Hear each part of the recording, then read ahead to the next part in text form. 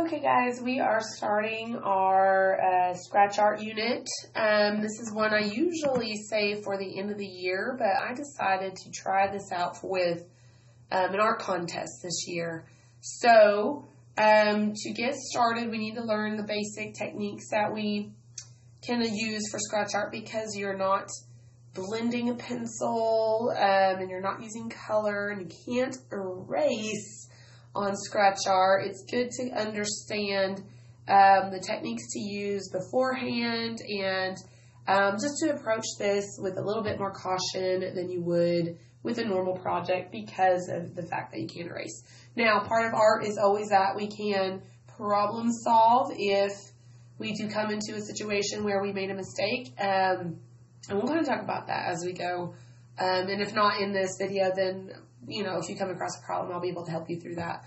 So the first thing is we're going to just review some of the techniques we learned last year when we were shading, or maybe not last year for you, but when you were in Art 1, some of these shading techniques that we will apply. So the biggest difference with scratch art versus, say, using a pencil is that you can't blend, and we're working in the highlights instead of the shadows. So we're so used to applying stuff to shadows versus, and then just kind of leaving our highlights the way it is. So what we're going to do is practice highlighting things and leaving the shadows alone. So it's a little bit backwards. But before we kind of get into doing any shapes, we're going to just talk about what techniques we're going to use. So the first technique that we need to review is hatching. You can kind of see you literally have to scratch the board. Hatching. And I should probably mention, there are a couple different styluses that you can use. One's a bit more pointed and one's a bit more round. It's kind of a personal preference for what you use, but I've got them both here. And you might just be aware that what you might prefer one to the other. So there's hatching. And then there is cross hatching. Hopefully these terms are ringing a bell because it's been a while since we've talked about them. Hatching, cross hatching, and then we have stippling and scumbling.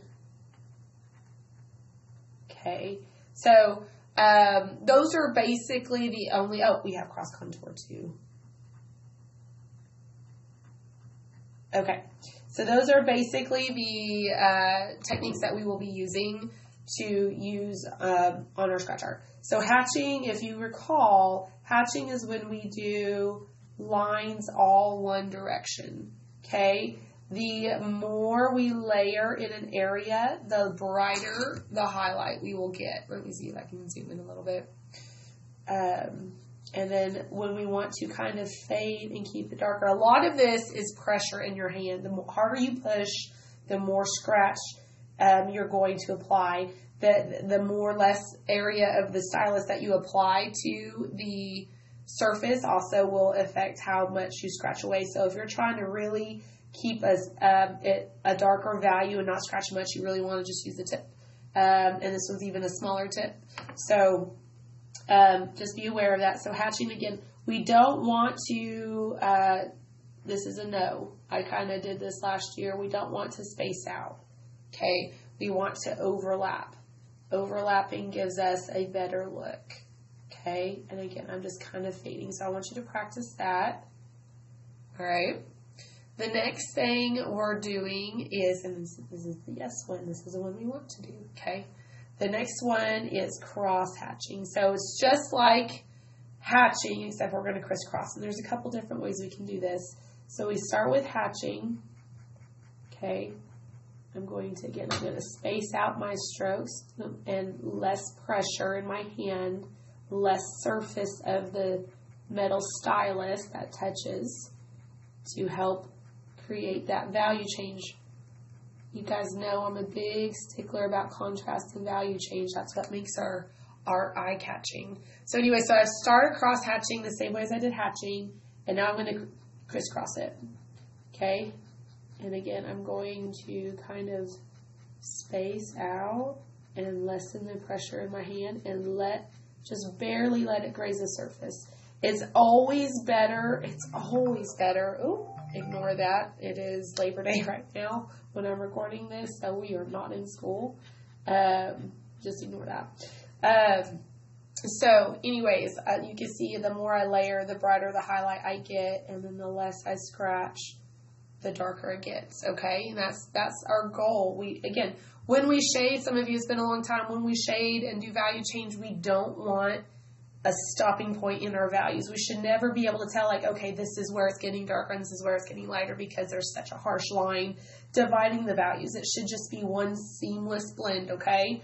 And that requires layers, and layers is a good thing. So again, this is how we want to do it, and then how we don't want to do it is to crisscrossy like that. That's a no-no. Now that's one way of doing cross-hatching. There's, so this is one, and then over here's two.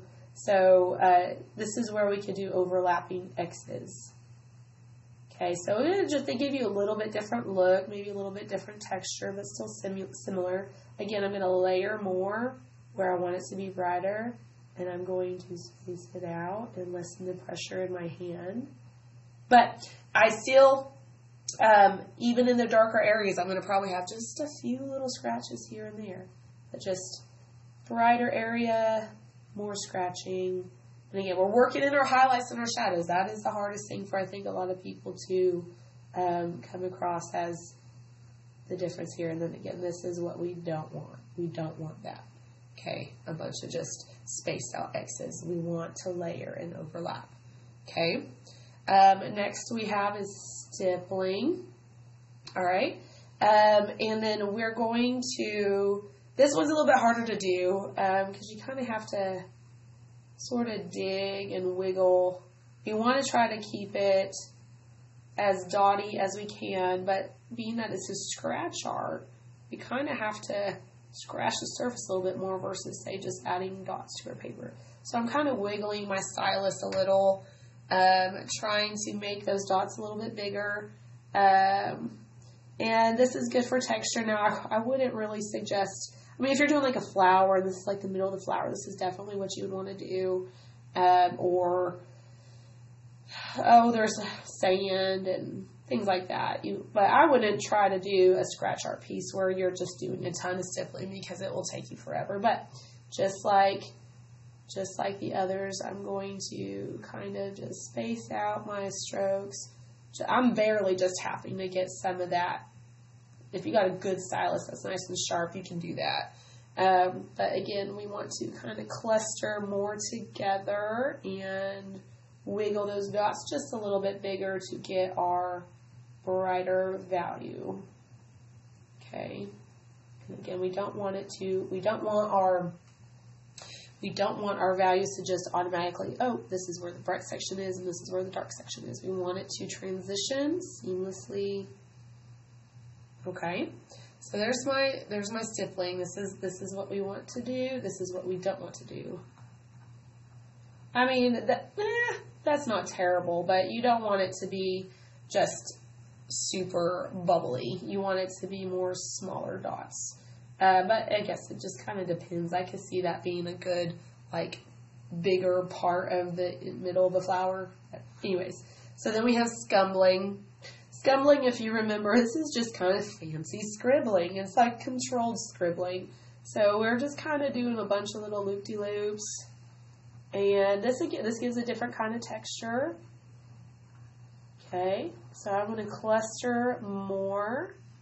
And then I'm going to kind of space it out. Barely scratch the surface as it fades. I'm just controlling it, keeping it contained, and layering it more where I want my values to be brighter for my highlight. Okay, easy enough. And then again, what we don't want to do is to loop-de-loopy. Okay, we want them overlapped. All right, last technique we're going to talk about is cross contour. So this one applies more to the shape of your form. So if we have, say, a circle, or should I say that will be a sphere. We'll also do, let's do a cone. It's got a rounded bottom, so it shows that it's a rounded object. And then let's do a cube, so that we're getting practice on a couple different forms here. Hopefully, these are all techniques that we learned in Art 1, and hopefully they're ringing a bell. So again, if our light source, we got to think about it like this. If our light source, we're going to just put our light source all kind of over here on the same spot. That's what that arrow is indicating, is where our light's coming from. We're going to try to keep it more light in that area. Now, with curved objects, we got to curve our line. We don't want straight lines on a curved object. Let me see if I can get that to focus. Or it flattens it out, okay? So I'm going to, this is going to be kind of a mix of hatching and cross-hatching, kind of. But I'm going to curve my lines, and I'm going to start easy. I'd rather start easy than too hard. I'm going to curve my lines and then let it kind of fade back away from my highlight. You can kind of see, and that just helps keep the form a bit better. And I'm just going to layer it up a bit more. Okay, so let me tell you something. I'm actually kind of glad I made a mistake here, and I'm kind of glad I did, just to show you. I didn't mean to, but it happens. So you can see here, the camera's making this look a lot lighter than what it actually looks like on my let me see. Well, you can see some more. I've got a bit more scratched back here, but you can kind of see how I'm spacing it out, and you can see the value change a little bit. But here's what I did wrong. So when I get here, I've got this, I'm going to have this drop shadow too, because my light's here, and I've got this shadow from my shape on the ground. But what I did was I got ahead of myself, and I scratched away this area back here that would really be all in shadow. So now I made this boo-boo, and I can't really fix it the way I'd like to. So I'm just going to have to kind of go with it. But say I've got my shadow here, and I've got my shadow here. But then that doesn't make sense having that really bright line there. So I'm kind of mad at myself, but you can kind of fix it with a Sharpie. But the problem is a Sharpie is going to have a different sheen of color to it. But what I guess I could problem solve is just making it look like this ball is a little bit more of maybe it's a white ball, instead of just a dark ball that's lit up. So maybe I can kind of camouflage it, but it's ideally I shouldn't have outlined where I wanted my shadows to be. So let me do a different version down here, and I'm going to start, instead of outlining it, I'm just going to start scratching in my highlights. That's what I should have done to start with. So here, we're all learning from my mistake. I'm not perfect. I'm a little rusty on this technique. It's been a while, and that's okay. That's why we practice first. So I'm going to kind of, again, apply my cross contour, trying to keep these lines curved a little. But then this way, I'm not going to have this, line back here for the highlight.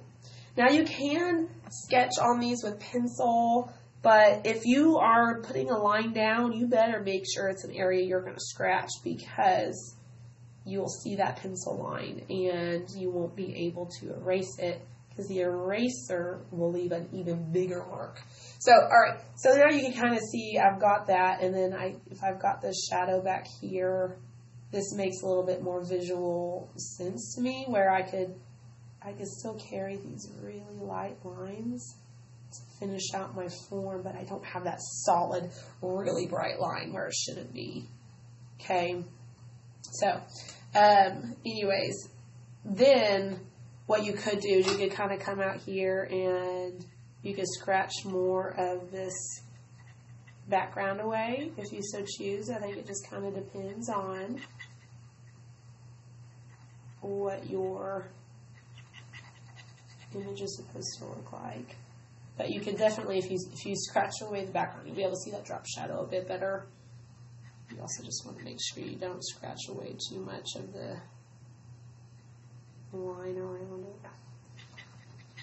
But now, keep in mind, scratch art, texture is a big part of this. This is what makes it so fun, is that texture can give it such a really cool look. So don't try to get all the black off if you're trying to whiten up an area. Leave some of that texture there. It's what makes it look good. Let's see. Okay. So anyways, there's that example. If I was doing the cone here again, I would want to wrap. I'm not going to go, we fixed it on those circles, so I'm not going to worry about making another version of the cone and the cube. You can see how to do it correctly. The same thing, it's a curved object, so I'm going to keep my lines curved. I'm going to make sure, and I'm changing the angle of my board here because that's what's more comfortable for me. I don't have to keep it all one way. Some people try to do that. Rotate it around. Make it comfortable for you. Okay, so I'm carrying, you can kind of see again. I'm going to leave that texture there because I like that. That's, again, part of the uniqueness of scratch art. So again, I'd kind of have my shadow there, and then I could go back and scratch off, but I'm running out of time, so I'm not going to do that. I'm going to show you how to do the box. So this box we're all straight edges on this, and because we want to make sure each side has a different direction of straight lines, or we'll lose the different sides. So let's say I do this side. This is a highlight. Okay, so this side will probably be in the shadow the most. So I would scratch the least there, but since it's kind of hitting the corner, it's going to kind of fade this way. So I'm going to do straight lines. It's going to kind of hit a bit harder again, right there, and then I'm going to let it fade back. And then this side, I want to change the angle so that we don't lose our sides. It's going to fade back that way. And then this side, I could probably leave it. If I do, I would probably want to scratch off the background around it so that we don't lose our box shape. Then we'd have that shadow to contend with. Okay.